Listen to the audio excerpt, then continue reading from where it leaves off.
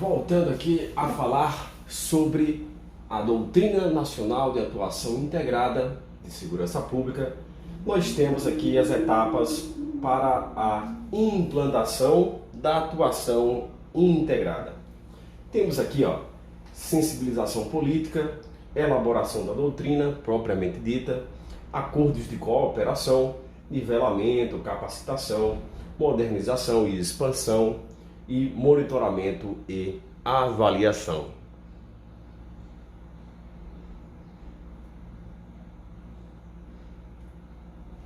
Sensibilização política e institucional. Nós temos aqui a articulação política e institucional dos governantes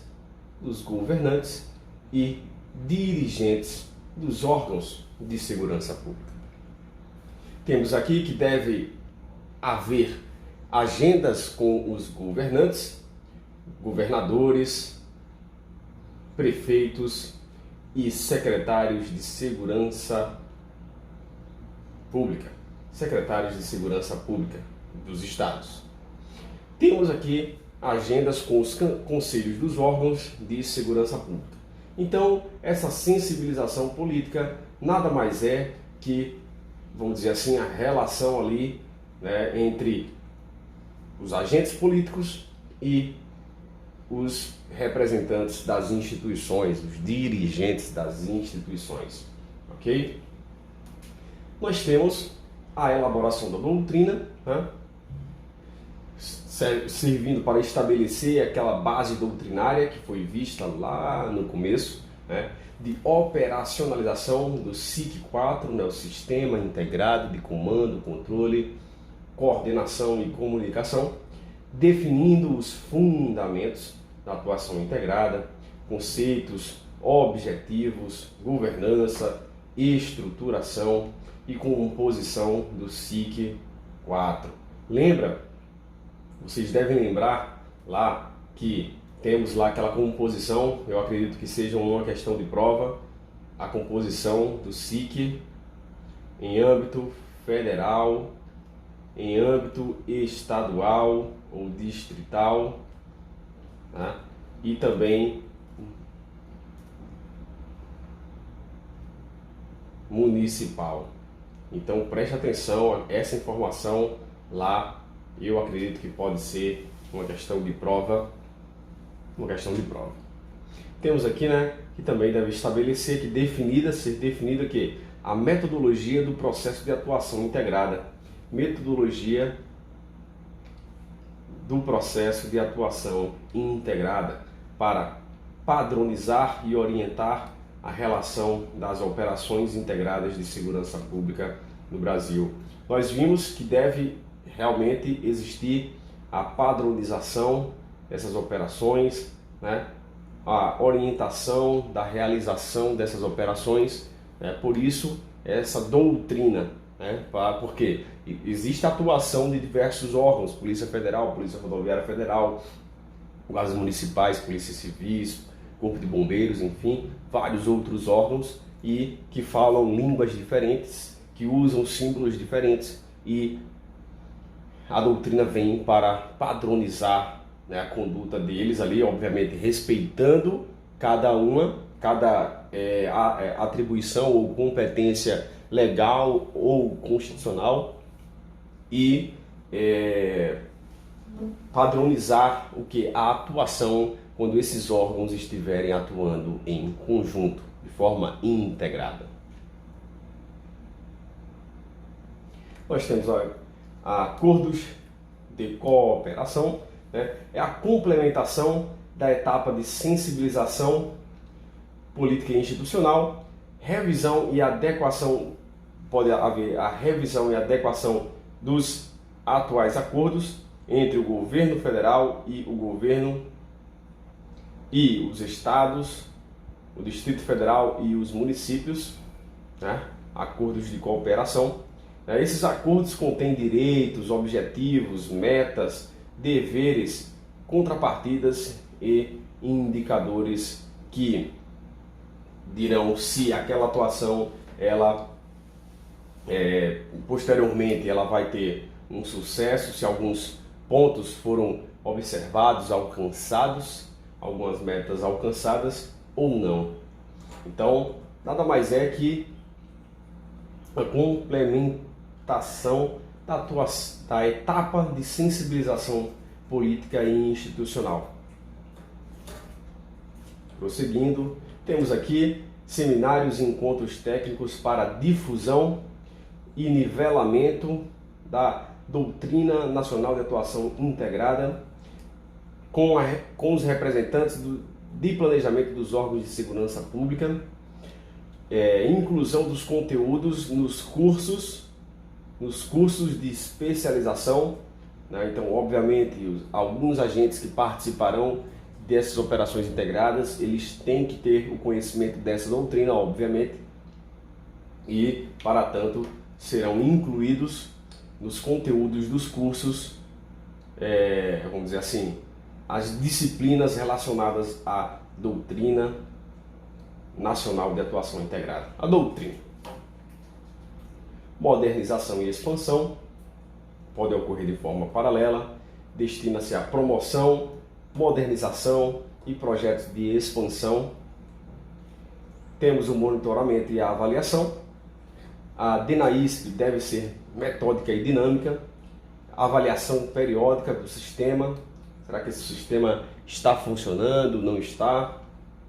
Como é que está a atuação integrada dos órgãos que o compõem?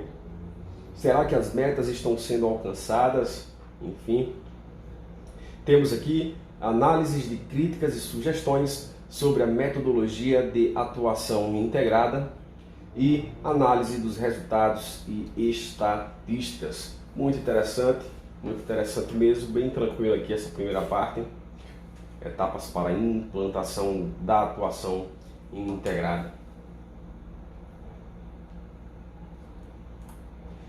Entramos agora no capítulo número 3, processo de atuação integrada. Capítulozinho um pouco chato, né? No capítulo 4 teremos mais informações importantes. Não que aqui não temos informações importantes, não é isso, mas é um capítulozinho um pouco chato, né? E acredito que se virão poucas questões aqui e eu as pontuarei. Vamos lá. O processo de atuação integrada compreende toda a ação e operação realizada com a participação de órgão ou instituição envolvendo o compartilhamento do mesmo ciclo de gestão, em razão da convergência de interesses, preservada a integralidade de suas competências e o respeito à autonomia das suas funções e atribuições. Nós temos aqui que as competências, há duas passagens da lei, da doutrina, que falam que as competências devem ser respeitadas, sejam elas as competências legais ou competências constitucionais.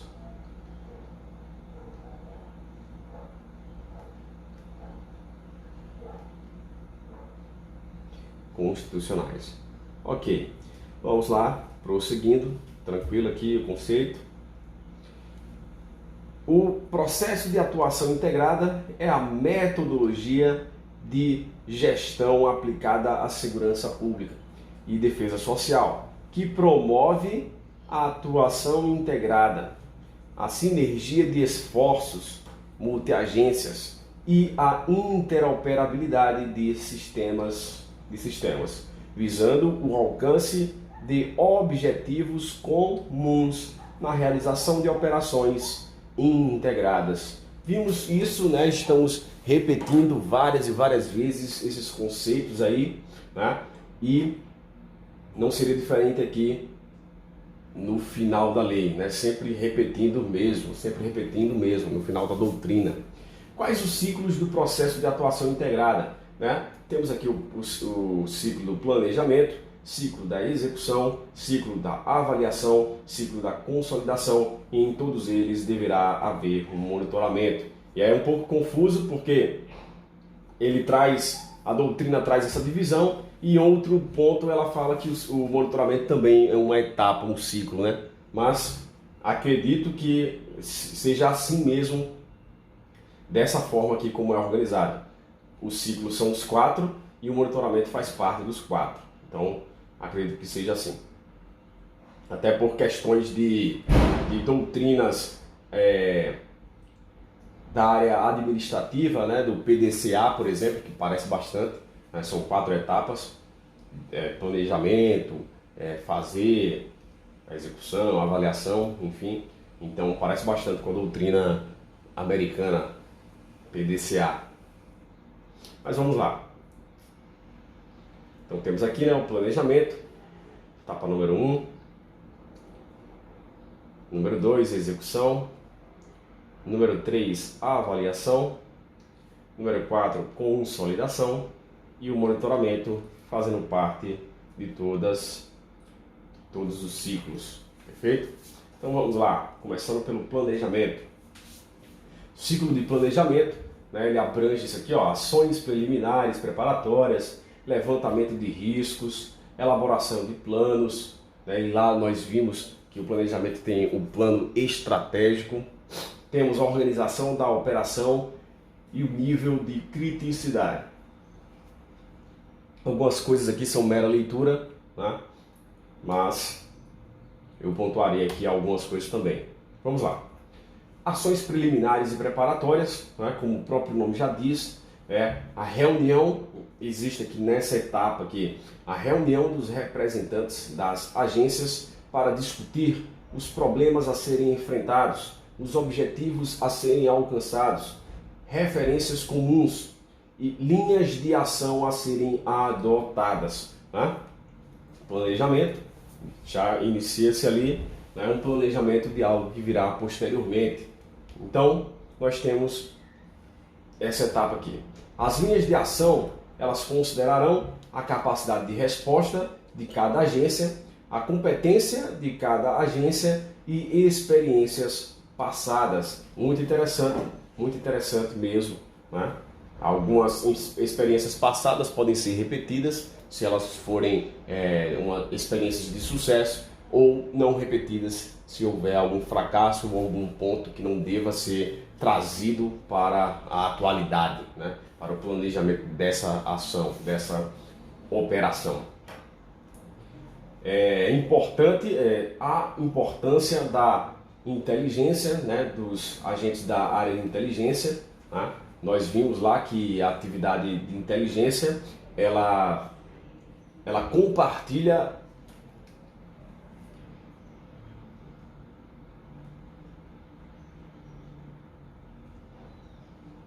informações, conhecimento para que um gestor tome uma decisão. Basicamente isso. Produção de conhecimento para tomada de decisões, está aqui já, e monitoramento permanente. Importante acontecer esse monitoramento permanente. Próximo. Ainda dentro de ações preliminares e preparatórias, nós temos o recebimento da determinada demanda, né? Definição do escopo do planejamento, criação de estrutura analítica do planejamento, reunião interna de alinhamento e validação do escopo, solicitar diagnóstico complementar de inteligência e estatística criminal para subsidiar o processo decisório do tipo de atividade a ser realizada quando aplicável. Aqui coloco um menos, né? Pouca relevância esse quadro, é muito técnico e de difícil conhecimento para quem não é da área, né? Difícil visualização, então por isso não acredito que seja uma questão de prova. Próximo.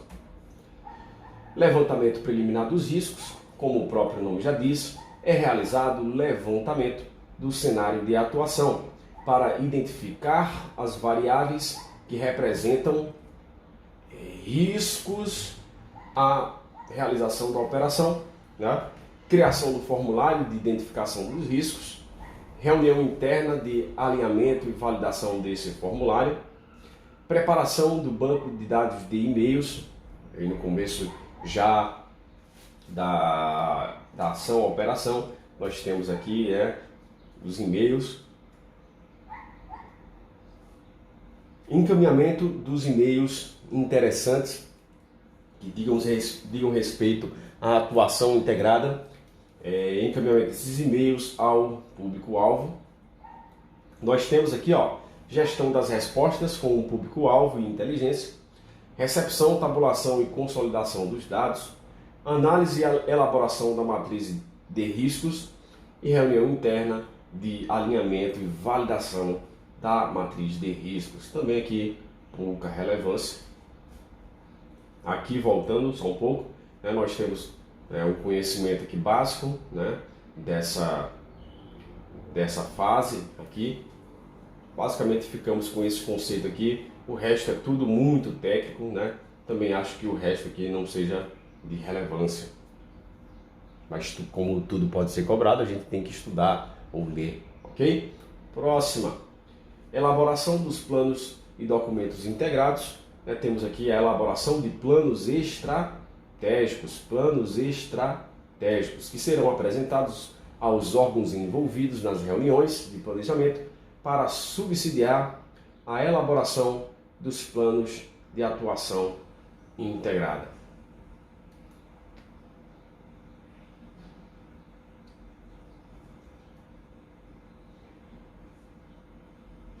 Temos a coleta de dados gerais da operação, definição dos objetivos e missão, definição dos órgãos envolvidos, níveis de governança e coordenação, elaboração da matriz de responsabilidade de cada órgão, responsabilidades, elaboração de minuta sugestiva e matriz de atividades,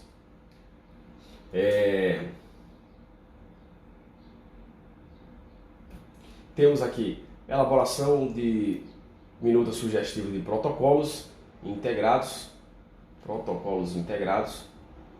Temos consolidação dos dados e elaboração do plano estratégico de atuação integrada, conforme o modelo lá no anexo A. Depois dê uma olhadinha nesse modelo, que colocar aqui no slide ficaria muito pequeno. Temos a elaboração de norma para validação desse plano estratégico, assinada pelo secretário, e reuniões de alinhamento e validação do plano estratégico de atuação integrada. Então, temos aqui, o próprio nome já diz, já nos indica, que serão realizados aqui elaborados alguns planos, documentos integrados, basicamente isso. Não há muita dificuldade aqui. Pulando, nós temos ainda a apresentação do plano estratégico de atuação integrada aos órgãos, reuniões com os órgãos envolvidos na operação. Você percebe que em várias etapas aí, no planejamento tem reuniões ali para alinhamento dos órgãos, importante isso. E essas reuniões servem para monitoramento e a atualização periódica dos fatores de riscos, elaboração e aprovação do plano operacional integrado, elaboração e aprovação do plano operacional integrado. Olha só que interessante, uma informação bem parecida do que a gente viu lá no começo. Vou até grifar aqui para fazer um comparativo. Temos a elaboração dos protocolos integrados, anexo do plano operacional integrado, conforme o modelo no apêndice C. Elaboração da matriz de atividades da operação, conforme o modelo no apêndice D. Elaboração do plano de comunicação. Esse plano de comunicação é interessante, porque deve ser planejado com quais são os equipamentos, os meios que serão utilizados para para a interoperabilidade, para a atuação integrada dos órgãos, né, para uma efetividade de uma determinada atuação. Então é importante também esse plano de comunicação, PLACOM. Temos elaboração dos planos de execução, ordem de serviço, de missão, de execução ou similares, adotados pelos respectivos órgãos, conforme o modelo institucional de cada órgão. E elaboração de critérios para a indicação de representante com poder de decisão para a coordenação da operação no SIC, nos Centros Integrados de Comando e Controle. Vou só verificar aqui, né, voltando aqui um pouquinho, ele fala, voltando aqui, então temos a elaboração dos planos estratégicos. Vou só verificar essa informação aqui, elaboração dos planos estratégicos, temos elaboração do plano operacional integrado, aqui.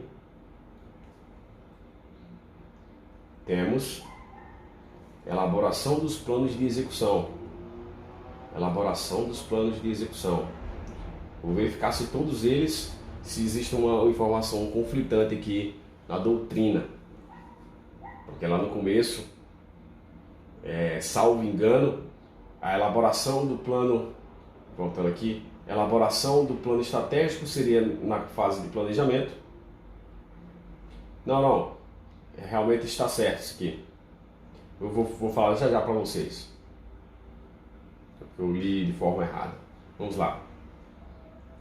Elaboração de ordem de serviço com as atribuições e rotinas.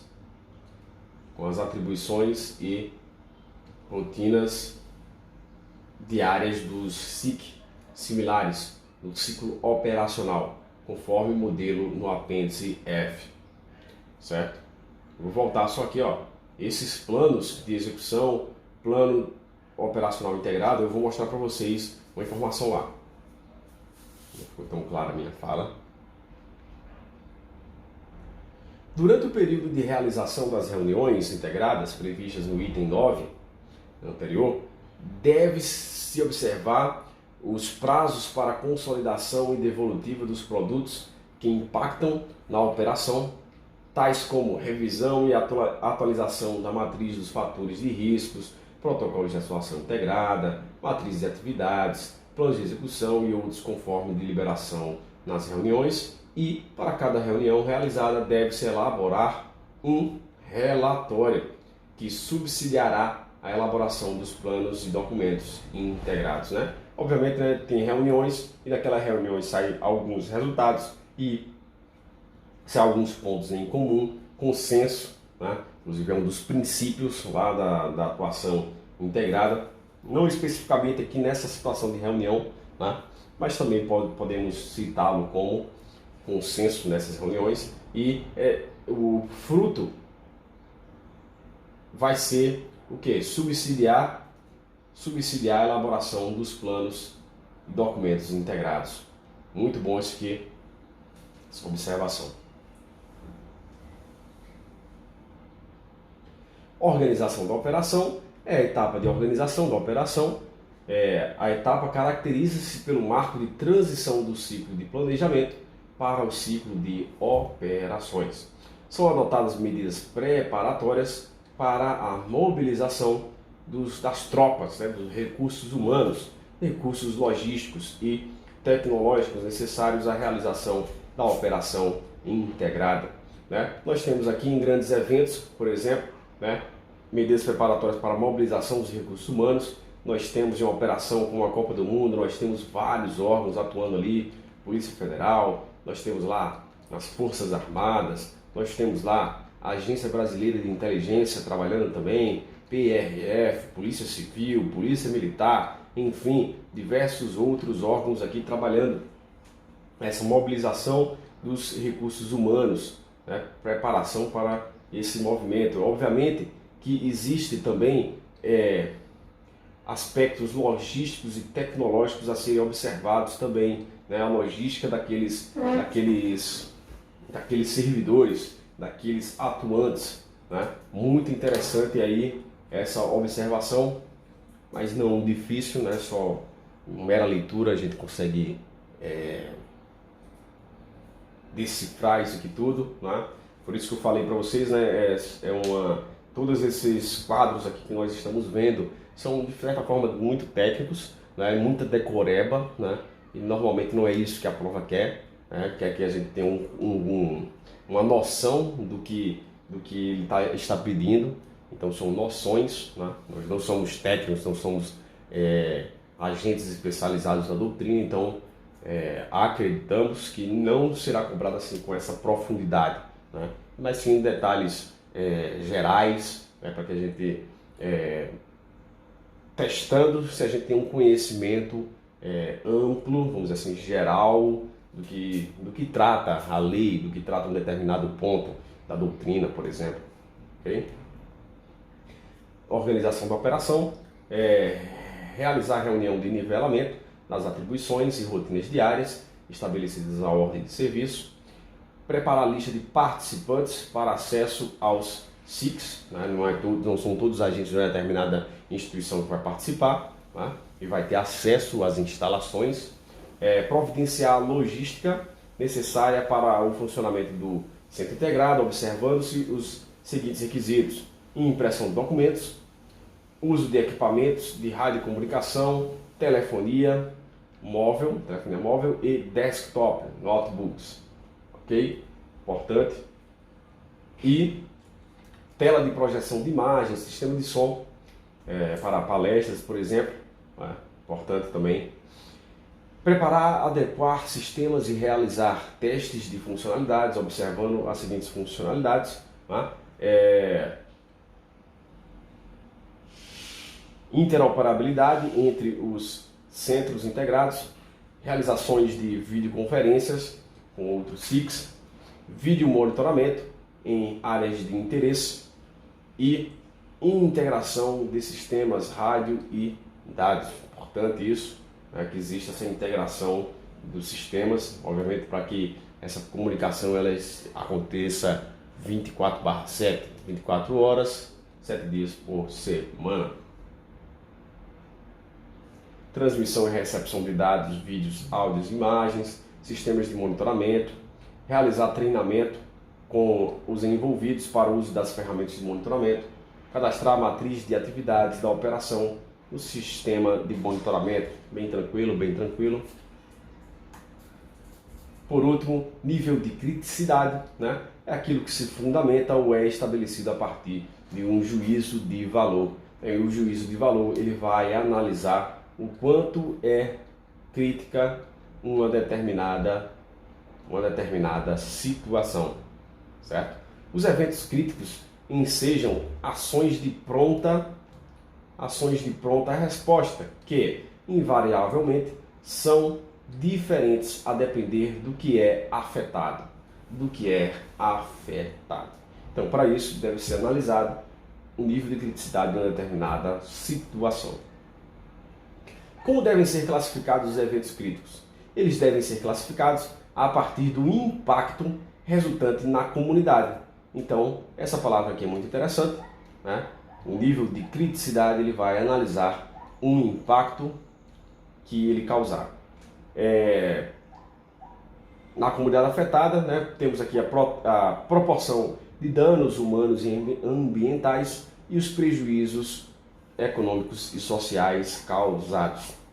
E serão classificados aqui, ó, e também serão classificados quanto à capacidade de resposta do ente federado responsável. Então é importante a gente analisar como são classificados esses eventos críticos. Quais são os tipos de classificação? Temos a situação de normalidade, né, que de uma forma geral os indicadores econômicos e sociais permanecem estáveis ou com baixa alteração. Então temos ainda essa observação aqui de não só estável, mas também com baixa alteração ao longo de períodos pré-determinados. E temos a situação de anormalidade, né, que há uma alteração brusca ou gradual nos indicadores econômicos e sociais, havendo modificação da rotina.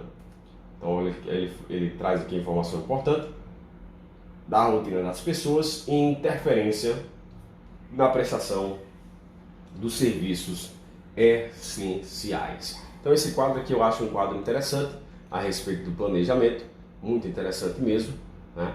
Indicadores econômicos e sociais, danos que podem ser causados, aqui voltando aqui, ó, danos humanos e ambientais, prejuízos econômicos e sociais. Perfeito? Então a gente tem que ficar esperto aí quanto a isso.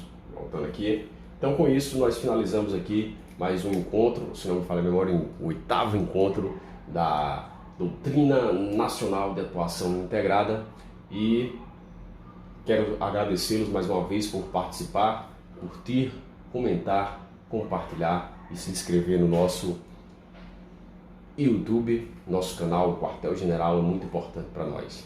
Ok? Muito obrigado a todos e tenham bons estudos.